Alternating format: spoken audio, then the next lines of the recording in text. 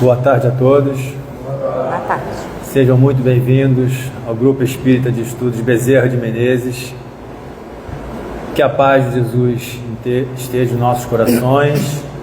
São 5 horas e vamos dar início à nossa reunião pública de hoje.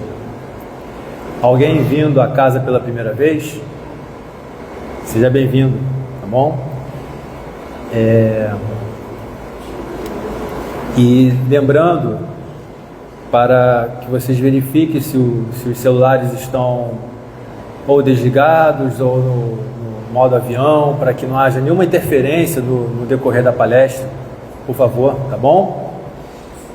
E hoje nós teremos a nossa amiga Dalva, que falará sobre transição planetária,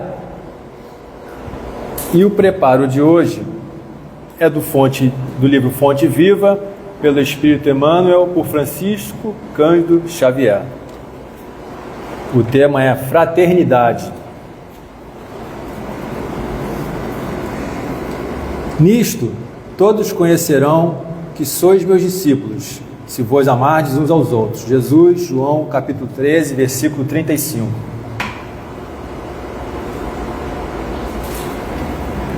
Desde a vitória de Constantino, que descerrou ao mundo cristão as portas da hegemonia política, temos ensaiado diversas experiências para demonstrar na Terra a nossa condição de discípulos de Jesus.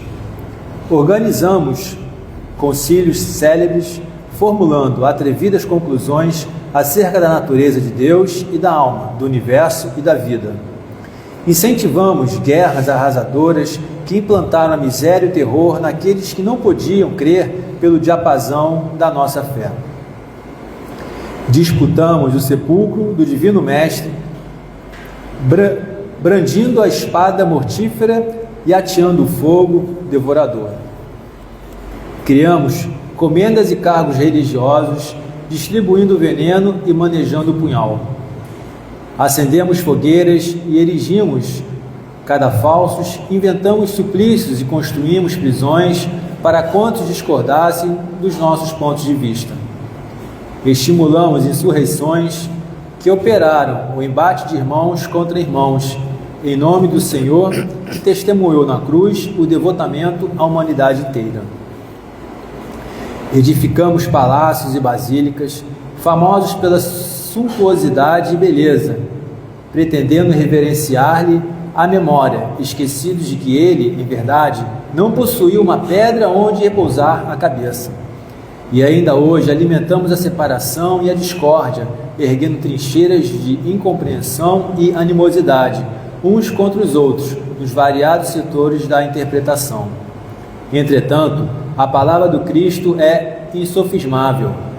Não nos faremos titulares da Boa Nova simplesmente através das atitudes exteriores. Precisamos, sim, da cultura que aprimora a inteligência, da justiça que sustenta a ordem, do progresso material que enriquece o trabalho e de assembleias que favoreçam o estudo. No entanto, toda movimentação humana, sem a luz do amor, pode perder-se nas sombras. Seremos admitidos ao aprendizado do Evangelho, cultivando o reino de Deus, que começa na vida íntima. Estendamos, assim, a fraternidade pura e simples, amparando-nos mutuamente. Fraternidade que trabalha e ajuda, compreende e perdoa, entre a humildade e o serviço que asseguram a vitória do bem. Atendamo-la onde estivermos, recordando a palavra do Senhor, que afirmou com clareza e segurança: nisto todos conhecerão que sois meus discípulos, se vos amardes uns aos outros.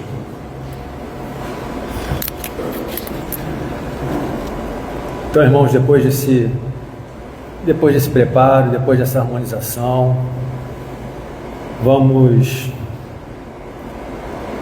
elevar nossos pensamentos, nossas vibrações e agradecer ao Mestre Jesus, agradecer a toda a espiritualidade amiga, trabalhadores do bem, da luz, que preparou esse ambiente para que essa reunião pudesse ocorrer.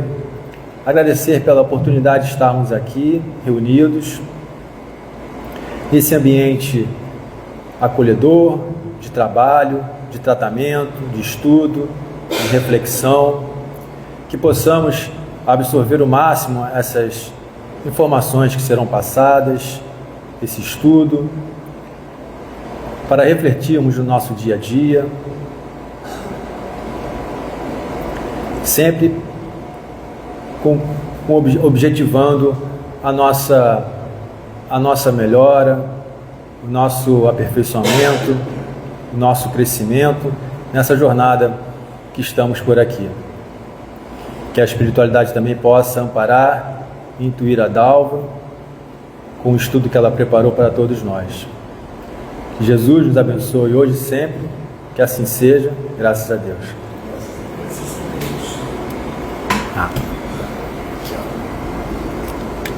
Oi? Deixa eu preparar aqui o teu microfone. Vai lá.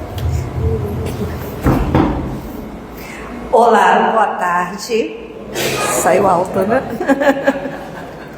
Saiu, né? Bem alto. Então, gente, boa tarde. É um prazer estar aqui à casa de vocês, recebendo esse carinho, esse aconchego. Vocês são carinhosos e aconchegantes, não é? Tem que ser, senão a gente não volta. É uma brincadeira, né? Então, estou muito feliz. Eu trouxe a família de Bangu. Eu sou lá de Bangu, do Grêmio de Propaganda Espírita Luz e Amor.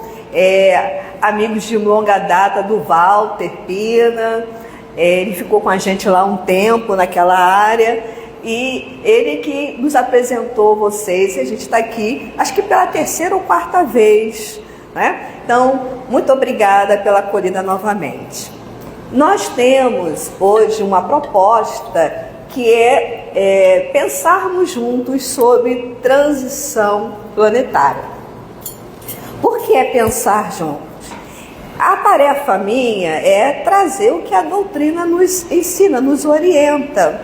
Mas é na mente de cada um de nós que vai ser feito o estudo, de acordo com o acolhimento que vocês fizerem desse tema. Como vocês vão elaborar isso no entendimento de vocês, como vocês vão levar isso para a casa de vocês e dar continuidade ao estudo, porque segundo Kardec, né, o estudo sério é quando a gente dá continuidade a ele, a gente persevera, a gente se dedica. Então nós somos convidados a elaborar cada vez mais todas essas orientações que recebemos.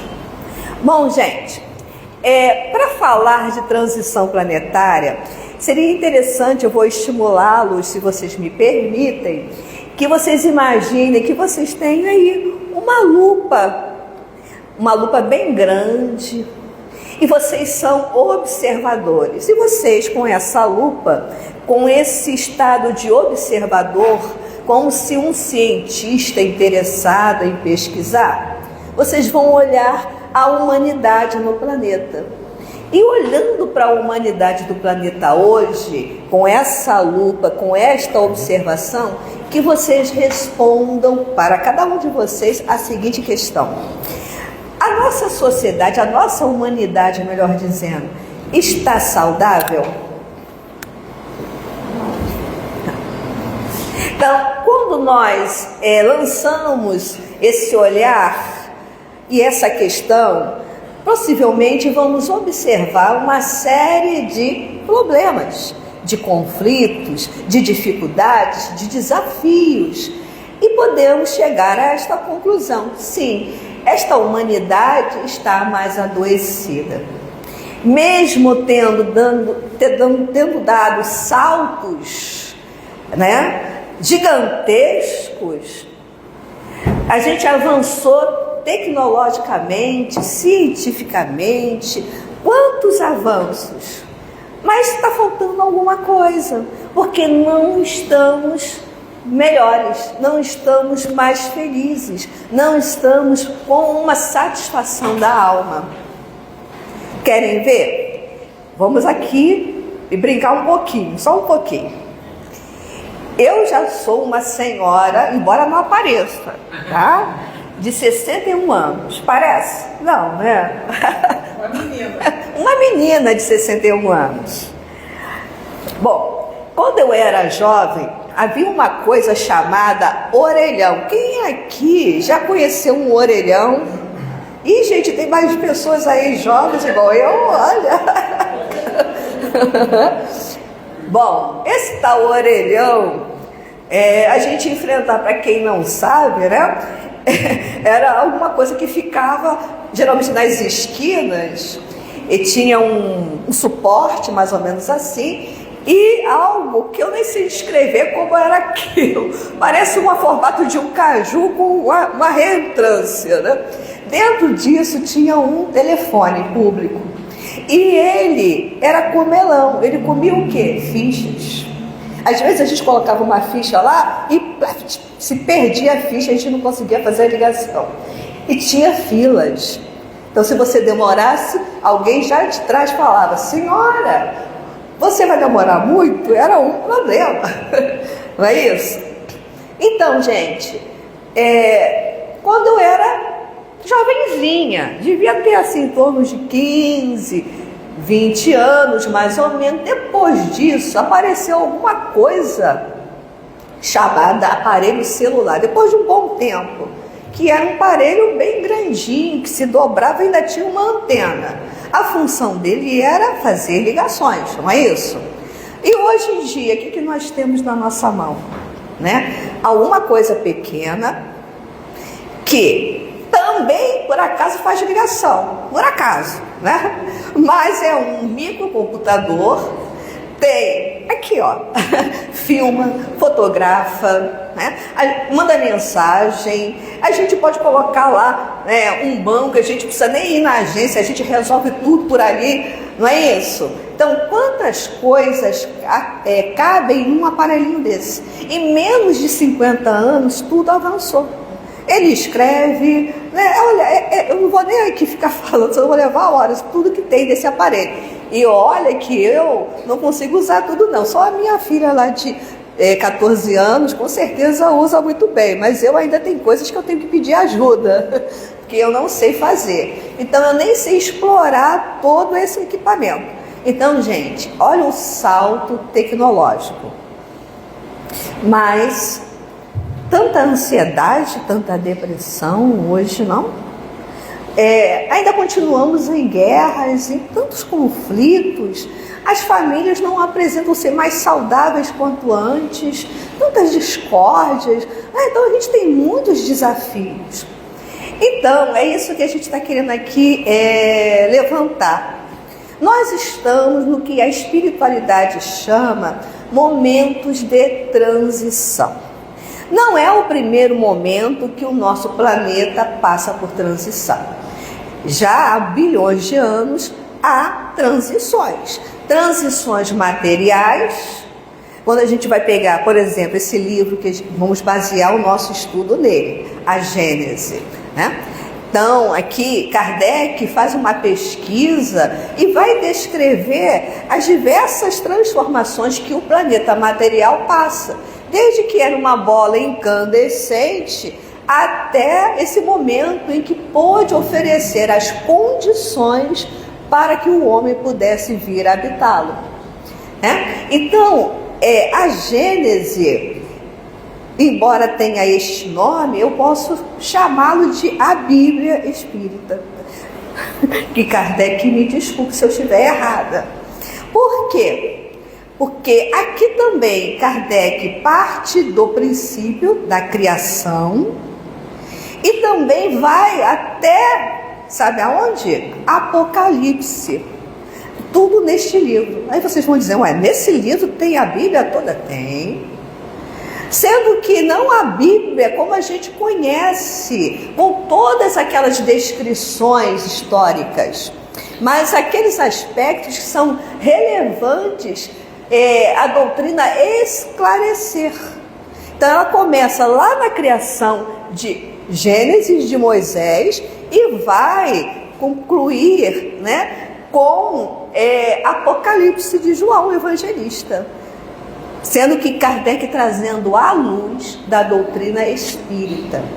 Nesse sentido, quando a gente vai falar de transição planetária, tem o aspecto material, que é a evolução do próprio planeta, todas as condições, as etapas que o planeta passou e que está gravado na própria geologia do planeta. Quando vamos à crosta, à medida que você vai fazendo a pesquisa, eu não sou cientista para dizer o melhor, mas você vai vendo que nas camadas geológicas existem resíduos de cada etapa do processo de transformação do planeta. E Kardec tem capítulos aqui que ele vai descrever nessas etapas, para dizer que lá, Gênesis de Moisés, ele utiliza o que, Moisés? Figuras, metáforas, para poder dizer como Deus se apresenta e cria a vida, cria o mundo, não é? Aqui não, aqui você tira as metáforas, os símbolos, e vai demonstrar que o próprio planeta é uma Bíblia também, porque ele tem os registros da sua evolução, do ponto de vista material. Mas o que interessa para nós e para a doutrina espírita não são essas transições materiais. O que vai interessar é a transição espiritual. Junto com a transição do planeta, as mudanças, as evoluções do planeta evoluem as criaturas, que somos nós. A partir do momento que o homem chega, ele vai evoluindo com o planeta também. Então, o que nos interessa é essa mudança, essa transformação.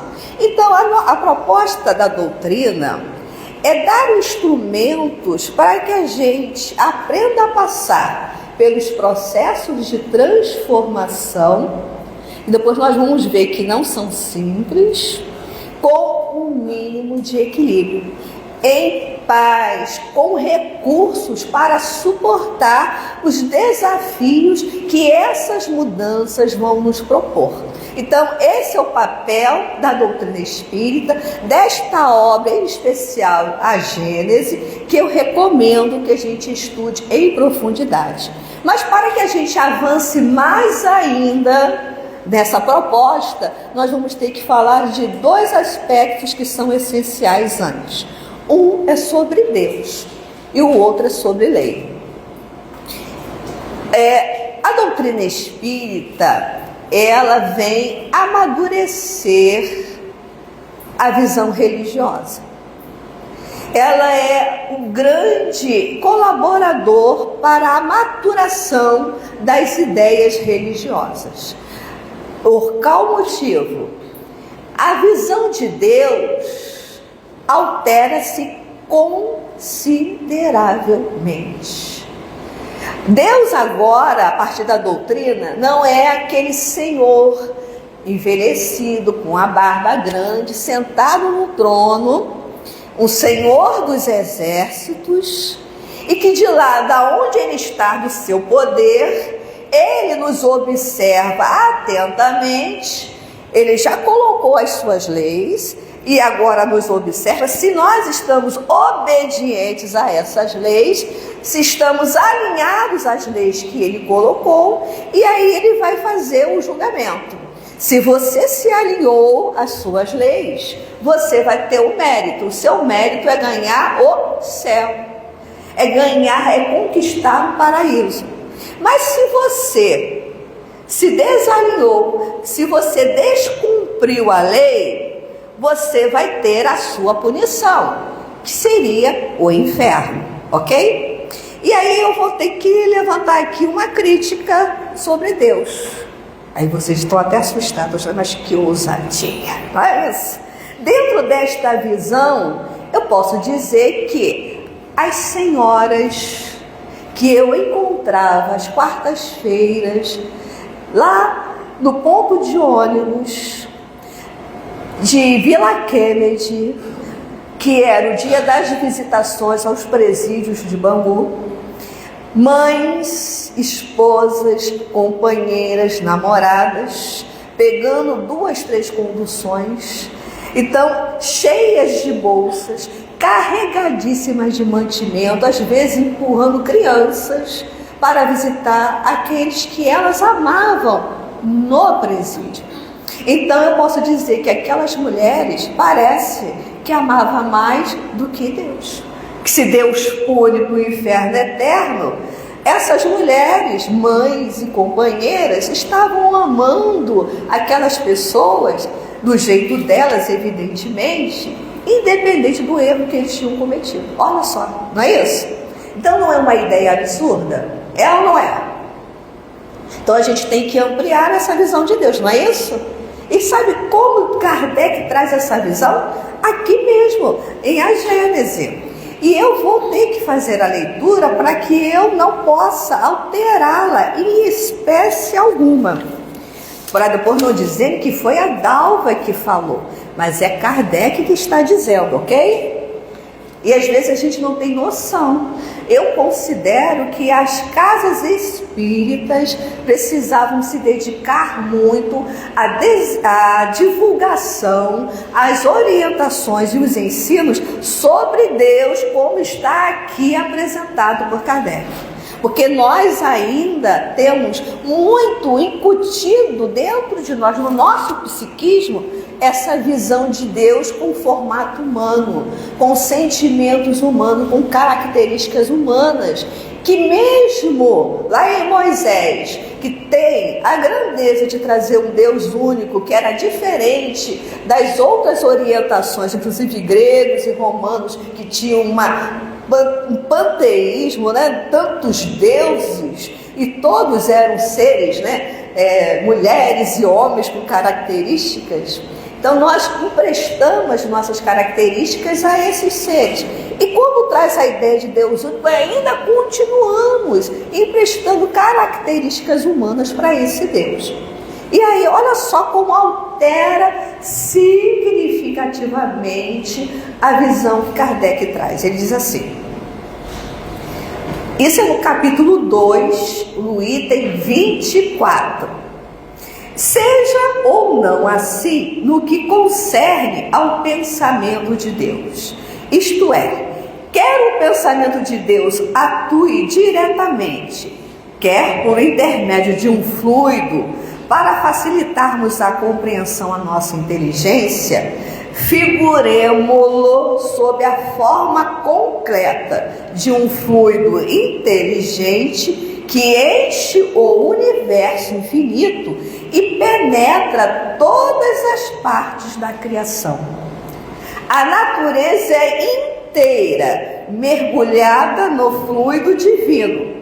Ora, em virtude do princípio de que as partes de um todo são da mesma natureza e têm as mesmas propriedades, que ele, cada átomo desse fluido, se assim nos podemos exprimir, possuindo o pensamento, isto é, os atributos essenciais da divindade, e estando o mesmo fluido em toda parte, tudo está submetido à sua inteligente ação, à sua previdência e à sua solicitude. Vamos tentar traduzir aqui para a gente ficar um pouco mais claro. Ao invés de imaginar um ser qualquer, não é ser nenhum. Imagine que nós estamos mergulhados num oceano energético, fluídico. Todo o universo é esse oceano. Todo o universo. Tudo que há, tudo que está criado está mergulhado neste fluido. E este fluido, como Kardec diz aqui, é dotado de inteligência. Ou seja, o pensamento divino está envolvendo, perpassando por toda a sua criação, desde o pequenino átomo aos seres angelicais. Um verme que se arrasta no terreno, ele tem dentro de si a presença do divino, que por ele não ter ainda as condições de pensar, porque ele não é dotado de razão, ele não é um espírito, ele é apenas um princípio espiritual estagiando naquele reino animal. O que acontece? Deus o tutela, é Deus que o guia, como ele se alimenta, como ele sobrevive, a função que ele cumpre na terra, é Deus que tutela. O instinto, Kardec aqui vai dizer, depois tem um capítulo que trata só de instintos, é Deus tutelando. Então Deus tutela o João de Barro, né?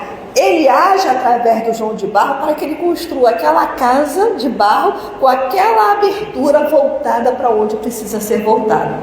É ele que tutela uma baleia na hora de gestar e dá condições de criar o seu rebento.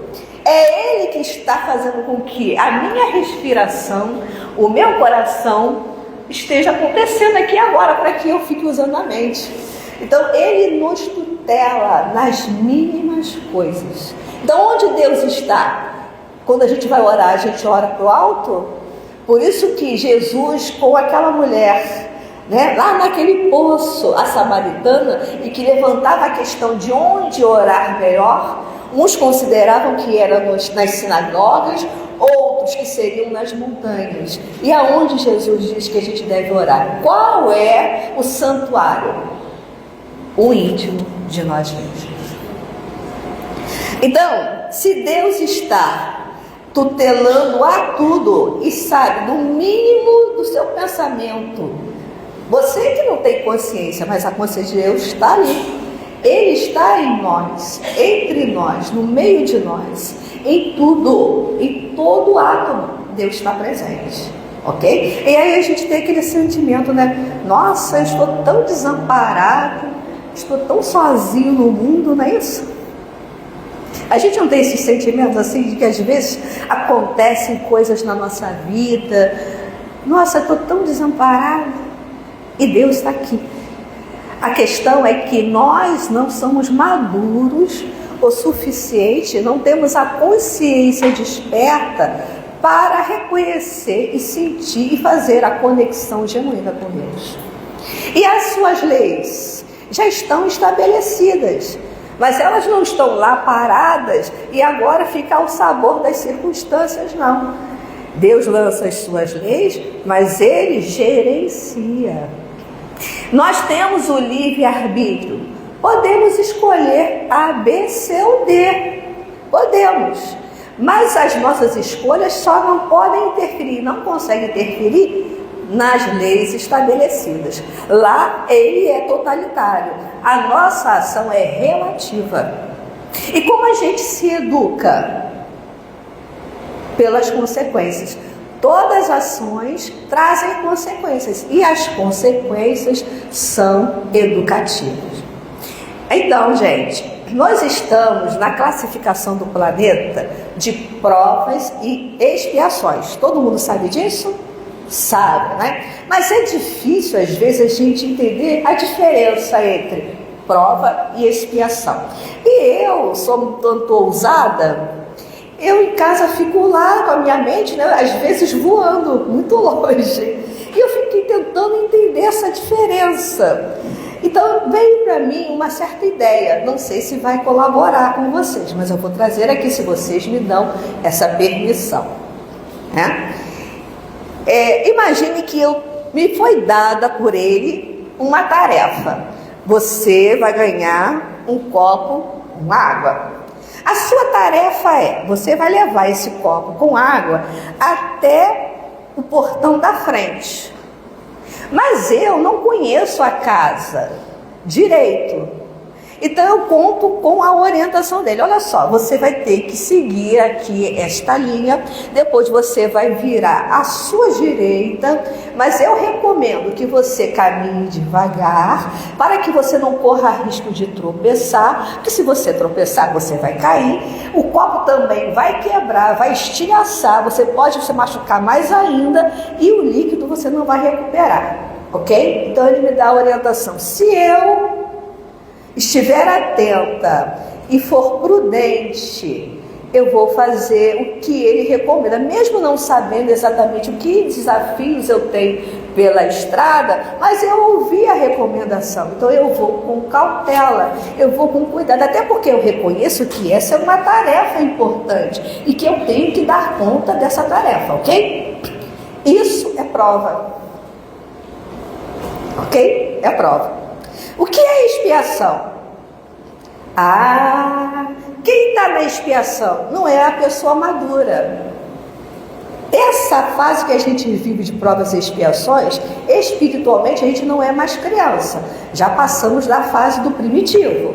Mas depois de infância vem o quê? A adolescência. Então a humanidade é teen, tá ok? Qual é a característica do adolescente? Eu tenho um adolescente ali.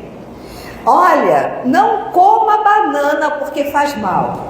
Aí que dá vontade de comer a banana, não é isso? Ou então se você disser assim, coma a banana que faz bem, aí não come a banana. É mais ou menos assim, tem um lado rebelde. Por quê? Naturalmente está se desenvolvendo uma identidade. Então a pessoa quer ter um posicionamento, ter a sensação de que ela está ali e ela pode fazer a escolha e se definir. Faz parte da busca da identidade, ok? Então o que acontece com a expiação? Eu ganhei a tarefa, mas eu sou adolescente. Aí eu vou dizer assim, eu vou levar esse copo com água lá para frente. Poxa, tem uma festa para mim ir, vou perder tempo de ficar fazendo. O que eu vou ganhar levando esse copo lá para frente? Nada a ver, que coisa chata. Eu podia estar fazendo coisa melhor, mais interessante. Eu posso recusar e não levar o tal do copo, não é isso? Posso. E sair por aí. Ou eu também posso dizer assim, eu vou, mas eu vou, eu quero acabar logo com isso, é coisa chata. Então eu saio correndo e de repente tem ali alguma coisa, esse piso molhado, vocês sabem que escorrega fácil, não é isso? Eu escorrego, caio. Quando eu caio, o que acontece com esse copo? Além de eu me machucar, o joelho, alguma coisa, o que acontece com esse copo, gente? Estilhaça. E o líquido se esparrama, não é isso? Aí vai aí, gente. 1 segundo de desatenção, olha o acidente feito. Agora, o que eu preciso fazer? Eu tenho que me erguer. E se eu tiver um mínimo de bom senso e aprender com a experiência, o que eu vou fazer? Vou procurar um pano, uma vassoura para varrer os cacos, né? Depois pegar um pano para enxugar o chão, não é isso? Gente, o que mais demora? A queda do copo ou a arrumação da bagunça? Isso é expiação. Expiação é consertar a bagunça, por isso que é mais trabalhoso e demorado. Reparem bem, para fazer um filho basta um momentinho de nada, 1 segundo de prazer, não é isso? E você vai ter um filho às vezes por 40, 50 anos para cuidar, porque tem filho que você cuida com 40, 50 anos, né? A vida inteira. E é 1 segundinho. De pegar um carro, nossa, velocidade, eu gosto de velocidade. 1 segundo é suficiente para um acidente que pode acarretar consequências dramáticas para a sua vida. Isso é expiação. E aí a gente vai, aí diz assim, poxa, Deus, né? Que Deus fez isso comigo? Não. A nossa ignorância, a nossa imprudência, os nossos excessos geram consequências. Mas só que as consequências são sempre punk, gente. Sempre lembre da água esparramada no chão. Cair é 1 segundo, mas arrumar a bagunça leva tempo. E olha que tem tanta repercussão e consequência que depois de algum tempo, quando você vai fazer aquele faxinão maior na casa e você puxa o móvel, depois de 2 semanas ainda tem caco lá. Né? Ou seja, as repercussões que vão para as próximas existências. Então, gente, isso se dá no individual, mas no coletivo também.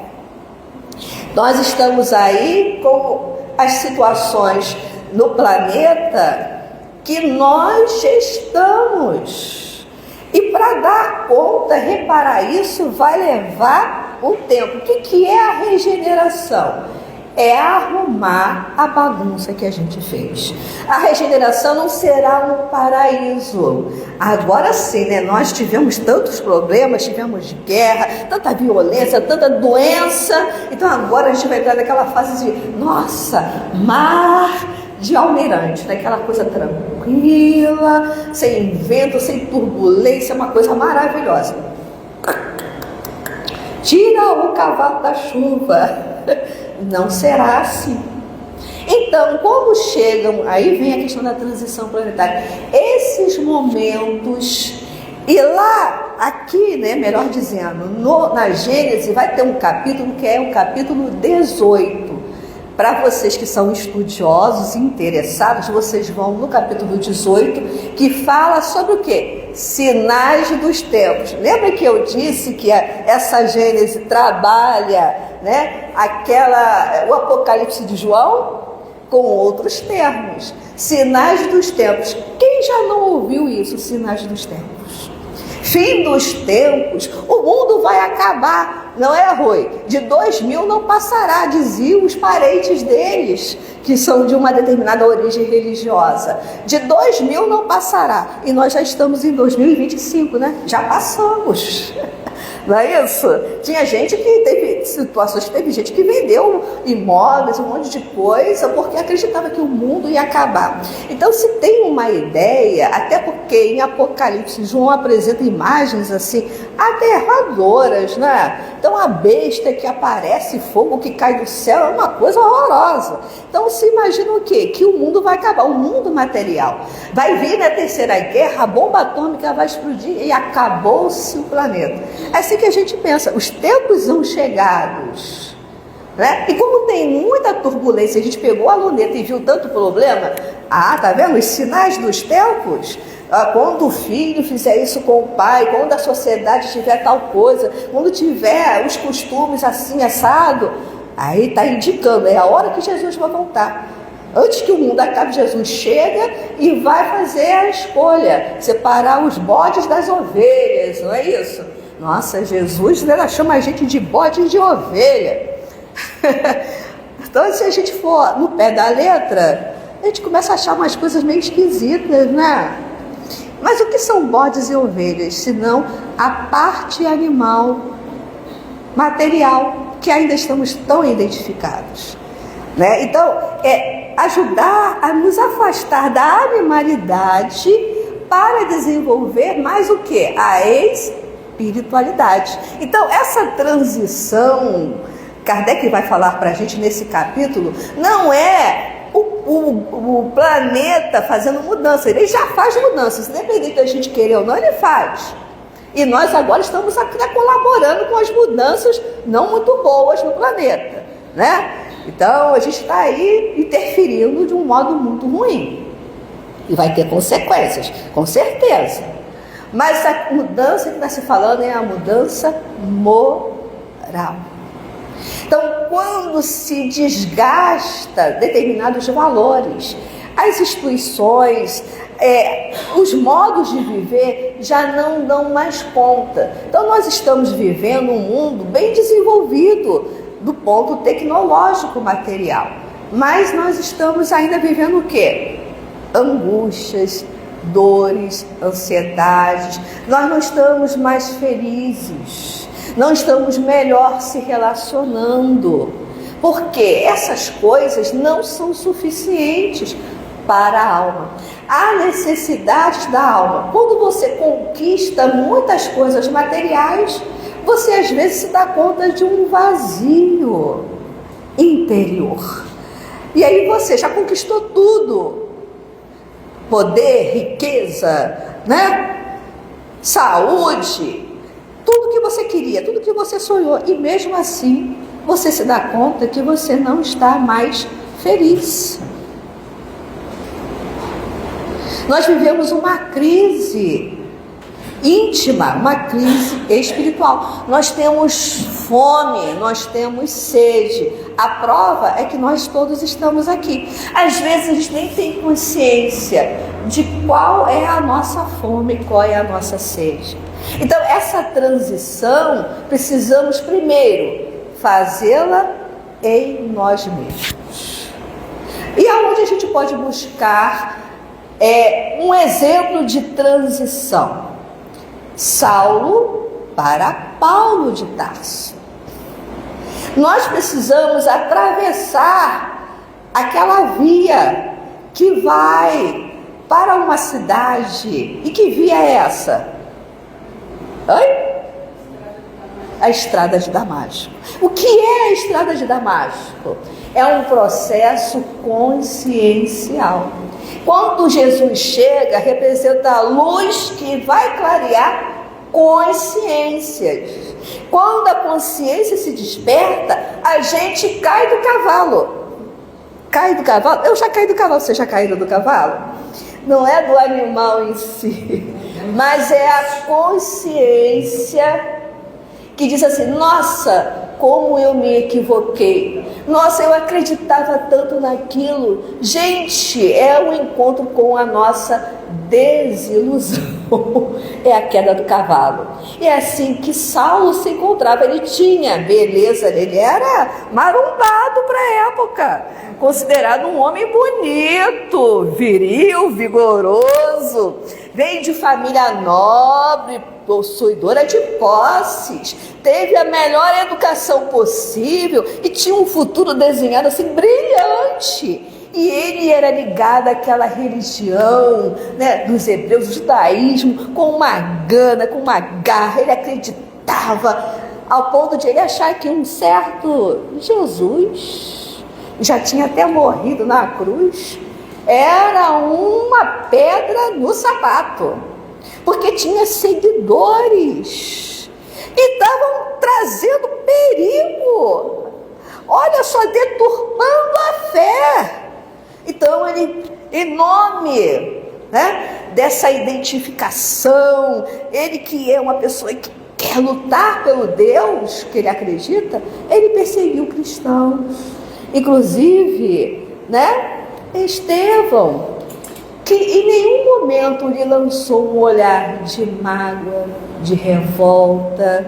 Ao contrário, manifestou carinho, manifestou paz, e é isso que incomodou Saulo. Ele matava cristãos, mas via neles não a revolta. Eles marchavam para aquela morte com serenidade, com segurança, alguns até com alegria. Então isso tocou fundo nele, mexeu com o brio, mexeu com o orgulho.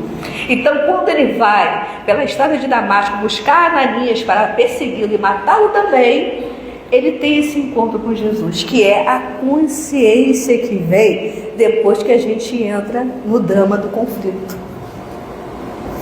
Então, a consciência revelou o equívoco.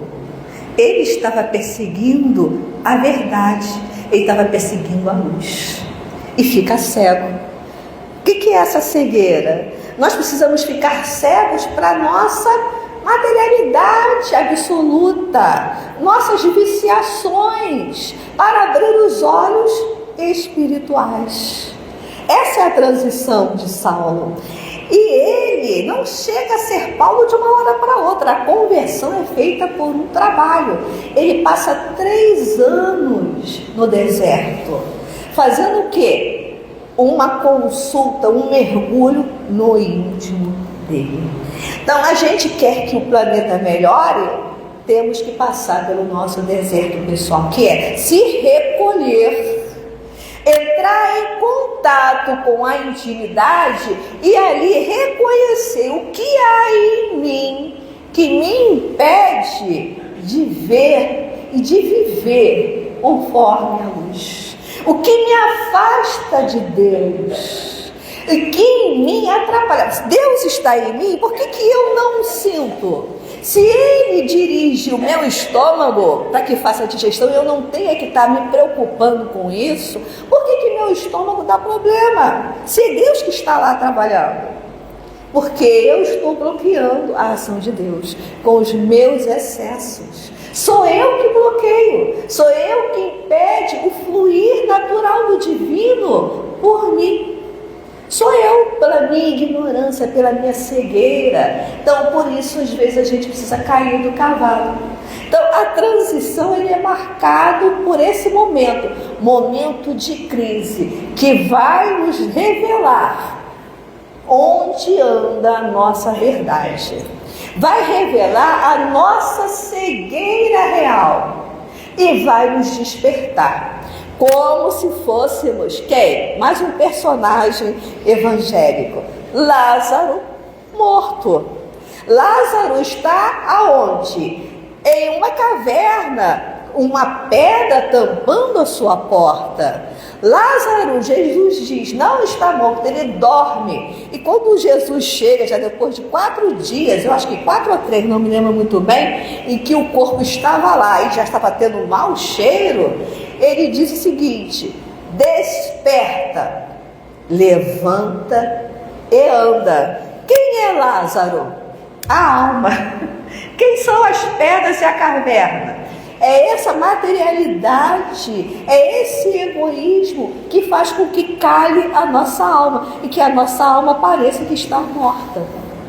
Então a gente tem que despertar a alma para que ela venha para a luz e faça o seu grande e nobre trabalho. Isso que é a transição. E o planeta passa pela mesma situação. Então isso que a gente viu pela luneta, dos diversos problemas, são os 8 bilhões de criaturas no planeta, né? É indicativo da transição. Porque quando tem uma mudança para ser feita no plano moral, isso não se faz de bom grado. Tem muita resistência.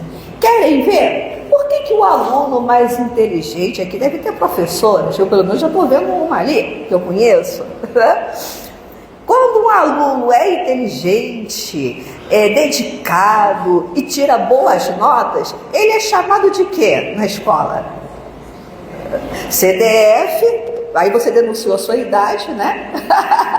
E atualmente chama de quê? O pessoal mais jovem, como é que se chama isso? Nerd, não é isso? Acho que já tem até outros nomes. Ele ganha logo o apelidinho. Por que ele ganha o apelidinho? Porque incomoda. Sabe, quando a gente está na mediocridade, a gente se incomoda de alguém que consegue superar a mediocridade. É mais ou menos, né? Um monte de siri na lata. Aquele que consegue começar a sair da lata, os outros vai puxando para ele ficar lá, porque incomoda. Então, um aluno que, a gente diz assim, o professor não foi bom, mas aí um aluno se destaca, ele é mal considerado, porque ele denuncia a fragilidade dos demais, né? Por isso que a gente faz fofoca. Por que a gente faz fofoca? Porque a fofoca faz a gente se sentir bem, faz a gente se sentir superior ao outro. Porque quando eu falo do outro, eu estou dizendo que eu não faço aquilo, que eu estou melhor do que o outro, não é isso? É uma satisfação para o ego, né?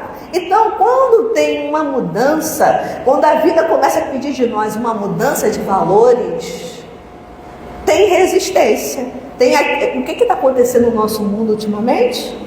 Não estão voltando certas ideias, certos posicionamentos, certas regras que eram quase que medievais. Veja o campo dos chamados cristãos, né? Como é que muitos cristãos estão se posicionando hoje em dia, né?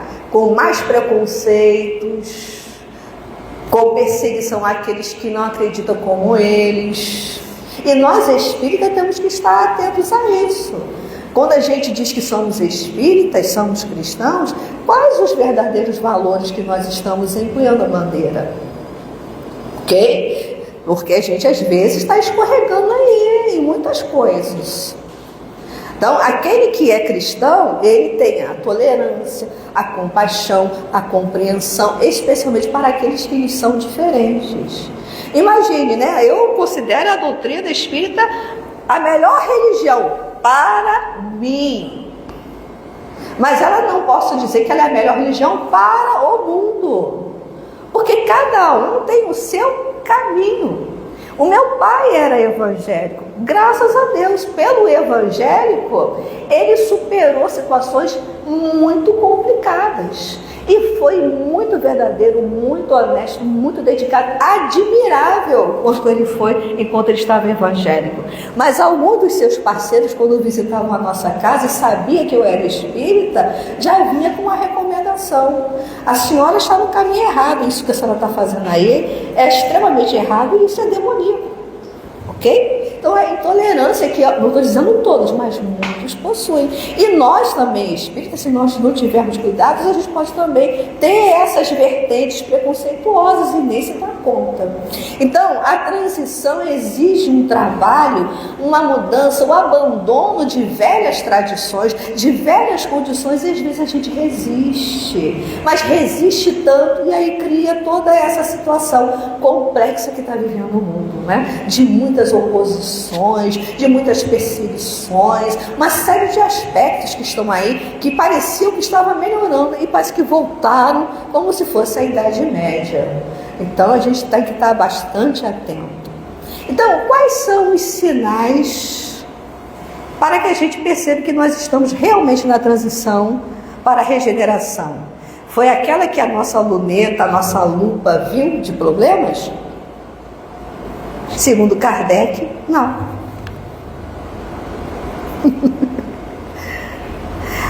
Aquilo que a gente viu é a crise resistindo à mudança. É o siri, né, puxando o que está saindo da lata. Ok? É a crise. Mas a mudança, os sinais das mudanças são outros. É que a gente, às vezes, não temos olhos de ver. E que são, por exemplo, quantas instituições estão sendo levantadas no mundo para o bem? Quantas ONGs fazendo trabalhos extraordinários em defesa da saúde, da vida, dos animais, do planeta? Tem pessoas que dão até a vida. Vocês já viram esse Médicos Sem Fronteiras? Né? Tem pessoas que se embrenham em ricões complicados, correndo risco, porque há lugares que são insalubres, não só pela situação física, mas pelos seus habitantes que estão lá, né? Para poder defender a vida. Quantos saem em embarcações para defender baleias nos oceanos? Quantas pessoas, essa semana mesmo eu vi um senhor, né, que estava aqui em Jacarepaguá, Barra da Tijuca, né, não tem ali as lagoas. Então ele estava numa embarcação, ele era um biólogo, vendo, tinha mais de 30 sofás jogados no rio. Mais de 30 sofás. E outras coisas mais, e recolhendo, aquilo que ele podia recolher, ele ia recolhendo. E esses sofás e coisas maiores tinham que ter um outro tipo de equipamento mais caro, que aí o governo tem que alugar e tudo mais para fazer. Outro dia eu estava na praia, eu vi uma senhorinha de chapéuzinho e tal, ao invés de estar lá, né, sentadinha, curtindo a praia, com um saquinho, recolhendo todos os lixos que estavam ali perto. Né? Então, esses movimentos a gente não percebe, porque o bem calça sandália de pelica, agora o mal toca a trombeta, né? E parece na mídia, não é isso? Mas o bem não, ele é calmo, ele é tranquilo, ele não é orgulhoso, ele não se apresenta. Mas olha quantos já estão aparecendo aí, e isso está mobilizando, está trazendo resistências. Essa casa aqui, não o movimento para o bem?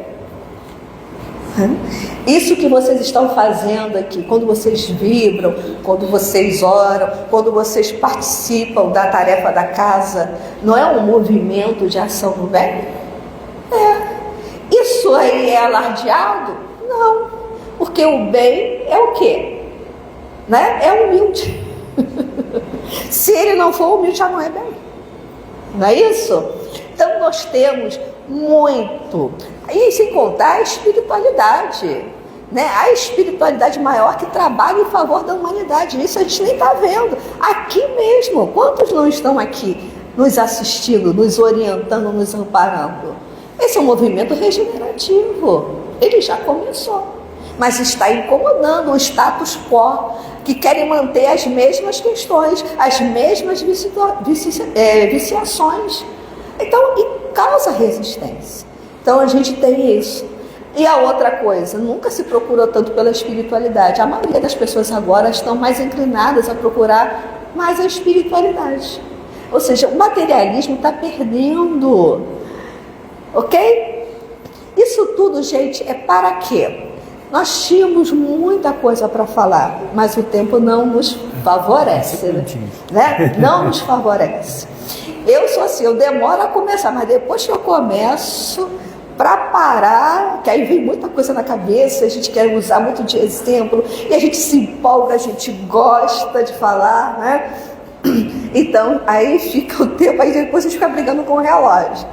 Então, gente, o que importa, a gente sai daqui hoje. Primeiro, vamos estudar com mais profundidade, porque a gente não teve um tempo suficiente para ler o capítulo 18 da Gênesis. Então, tarefa para casa. Ai, se não fizer a tarefa de casa, vou ficar todo mundo do ajoelhadinho no meio. Coisa antiga, né? Olha só, não se ultrapassou. Vamos lá. Então, é a tarefa de casa. 2. Lembrar que a transição antes do planeta precisa da sua colaboração. Então você vai fazer a sua estrada de Damasco, que é a sua transição de uma materialidade absurda, egoística, para uma espiritualidade. Quer ver? Todo mundo acredita na imortalidade da alma, acredita? Todo mundo aqui acredita? Creio que sim, então todo mundo aqui, todo mundo acredita. Acho que ninguém tem mais dúvida de que sobrevivemos à morte física, né? Tem dúvida? Nenhuma. Somos imortais, não é isso? Mas a gente vive como se imortais fossem? Não. A primeira contrariedade, a gente logo começa a espernear, reclamar. Ontem até vi uma coisa, achei interessante. Você está reclamando do IPTU? Porque a gente reclama, né? Isso porque você tem casa. Você reclama do IPVA, isso quer dizer que você tem carro. Você reclama da louça que está para lavar, isso é sinal de que você se alimentou, né? Olha só. Então, esse nosso olhar, essa lupa, precisa se modificar. Nós estamos muitas vezes levados pelo pessimismo, pelo negativo, e aí a gente condiciona a nossa visão a ver sempre o lado pior de tudo. E não é que a doutrina espírita seja piegas, inocente, não, a gente sabe da realidade, mas essa realidade é muito mais ampliada. Somos seres imortais. Isso quer dizer tudo, tudo mesmo. Por quê? Supondo que os homens que habitam esse planeta não aprendam e resolvam fazer uma terceira guerra mundial e estoure uma bomba atômica, vamos sobreviver. Se esse planeta não puder ser mais habitado, outros serão lá. Então, gente, não vamos nos desesperar antes do tempo e arrancar os cabelos. Não, vamos manter a fé, a esperança, sabendo que depois de uma tempestade, a mudança vai acontecer. É claro que nós vamos ficar com uma dívida kármica, estouramos um planeta, né? Vamos estar devendo essa e vamos ter que regenerar em algum lugar, com certeza, mas nós vamos continuar, mesmo quando nós temos uma história de sofrimento muito grande. Se nós estamos aqui e podemos contar essa história, isso quer dizer que nós temos força, porque nós sobrevivemos a essa história. Então a gente precisa ter essa visão de Deus permeando todos nós, a esperança de que a mudança vai se fazer, porque o progresso é uma lei e é inevitável. Nós vamos todos chegar lá. Se Deus quiser, e Deus quer, falta a gente querer também e se associar a Deus. Então, gente, um grande abraço, obrigada pela paciência, pelas vibrações carinhosas. Lamento se eu não pude trazer mais, fico devendo, né? Espero ganhar convite para voltar, não é isso? E vocês continuem o processo de vocês entrando nesse livro que é maravilhoso, ok? Que Jesus abençoe a cada um de vocês na sua transição.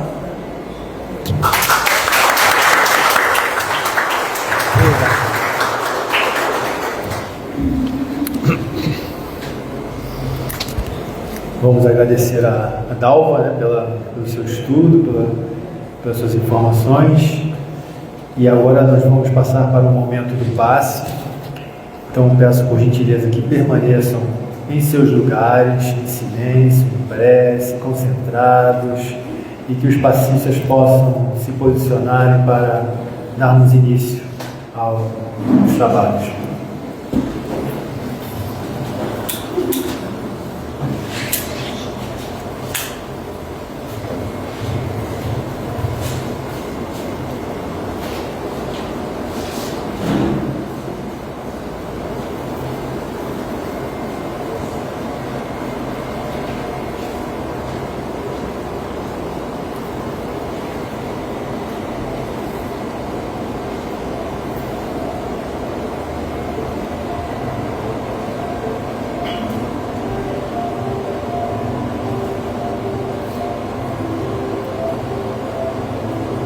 Pensando em Jesus,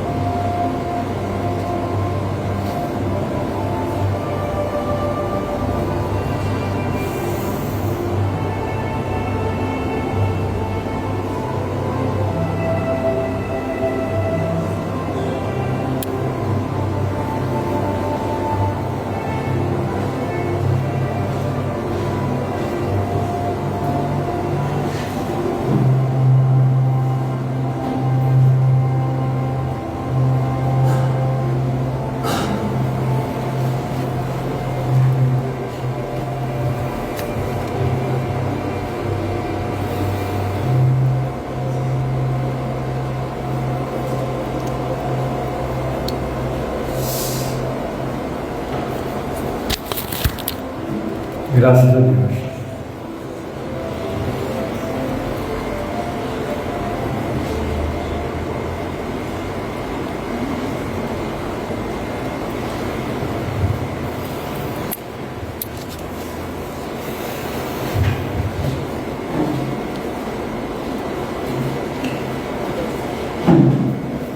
Então, irmãos, vamos manter os nossos pensamentos elevados e agradecer a Jesus mais uma vez por esse dia, por essa tarde, por estarmos aqui nesse ambiente que foi preparado pela espiritualidade, onde podemos ser tratados, absorver esse estudo, essas palavras, essas informações. E também vamos vibrar positivamente para aqueles nomes que foram colocados nas caixas de prece, tanto para os encarnados, para os desencarnados, que eles também possam receber essas energias, esses fluidos, onde quer que estejam. E que possamos voltar para os nossos lares melhores do que chegamos, tendo a consciência, tendo essa certeza de que Deus está dentro de nós, que somos capazes de enfrentar as mudanças, as adversidades, os obstáculos, que tudo isso é para o nosso melhoramento, para o nosso aperfeiçoamento. Então vamos seguir sim, confiantes, acreditando, esperançosos, otimistas,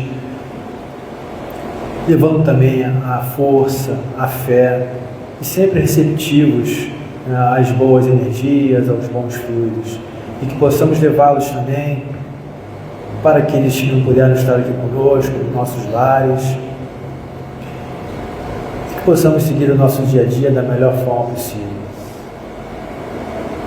Que Deus nos abençoe hoje e sempre, que assim seja, graças a Deus.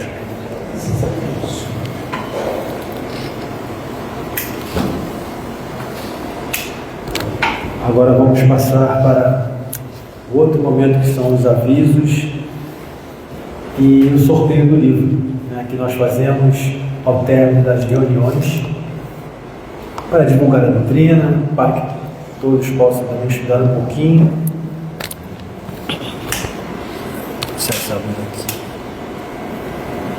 Então vamos começar pelo sorteio. Eu vou falar 3 números e os números estão do lado direito da cadeira, todos podem verificar os números. Se a Dalva quiser falar um número, pode falar também. Ah, é? Fala o número de 10. Número 10. Fica onde? É 11.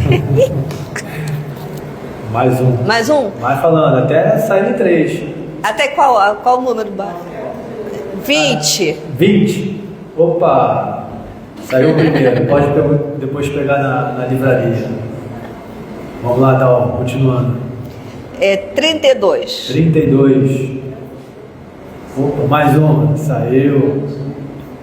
Mais um. 55. 55. 37. 37. Opa, saiu. Domingos. Então vocês podem depois passar na livraria, pegar os livros de vocês. E agora vamos passar aos avisos, que são de extrema importância para todos nós. Começando pela cesta básica, que é o trabalho que nós fazemos, de assistência para as famílias que são cadastradas aqui na casa. E como nós falamos, cesta básica são os itens básicos, mas só que temos itens que estão num momento mais crítico, que estamos em maior necessidade. Estou fazendo a cola aqui no meu telefone, que é o café, o açúcar e o leite em pó. Esses 3 itens seriam os itens de maior necessidade que a casa está precisando. Nós informamos que a nossa livraria, a biblioteca e a cantina, elas funcionam 30 minutos antes da palestra e 30 minutinhos depois da palestra. Então, para quem quiser fazer um lanche, para quem quiser visitar a livraria ou a biblioteca, ainda temos 30 minutos, após o término da nossa palestra. Temos o nosso trabalho também do brechó, que é de extrema importância para a casa, e aceitamos doações de roupas, calçados ou outros itens em bom estado, para que possamos fazer o nosso trabalho do brechó, que é uma arrecadação que vai para a casa, para contribuir com as despesas e seus compromissos. Também temos o trabalho dos gestantes, sempre precisamos das fraldas de tamanho M, para dar uma ajuda para os gestantes. No trabalho do brechó, esqueci de falar que temos uma novidade, que temos os horários certos E o brechó ele funciona terças e quintas-feiras, das 9 às 12 horas, e depois de 13h30 às 16h30. Agora ele vai estar funcionando também às quartas-feiras, das 5h30 às 7h20, 19h20 da noite. Tá? Então temos um horário aí que entrou para o brechó, para que o trabalho possa desenvolver cada vez mais. Nós temos também o estudo do Evangelho Terapia, que é um estudo do Evangelho e é através de uma conversa, né? E é bem interessante para nos conhecermos, às vezes também desabafarmos, né, nossas questões. E temos da forma presencial e online, né? Temos diversos horários para aqueles que estiverem interessados. Na livraria nós temos os horários e as informações.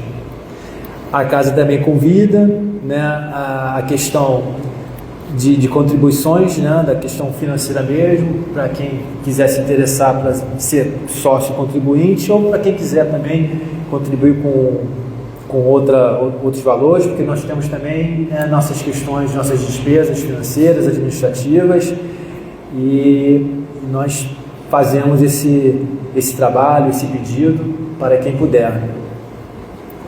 E temos também a questão dos nossos gatinhos da casa, para quem gosta de gatinho, para quem gosta de animais. Temos os gatinhos para doação, e para quem não puder adotá-los, nós aceitamos também doações de rações, outros itens para eles, né? Tem uma galera de gatinhos na casa. Então, acho que... Deixa eu ver se tem mais alguma coisa. Os cursos começaram, boa, mas ainda tem... boa. Inclusive a Gênese. Os nossos cursos, eles começaram em março, né? O online e o presencial. Mas as inscrições ainda estão abertas para aqueles que estiverem interessados em dar uma estudada, em dar uma aprofundada, né, nos assuntos. Temos o estudo da Gênese, temos o estudo do Livro dos Espíritos, Livro dos Médiuns, ou seja, tem estudo para todo mundo. Então, pessoal, é isso. Tá? Então, tenham um bom retorno para os lares de vocês, um bom sábado, um bom final de semana, e que Deus esteja com todos nós.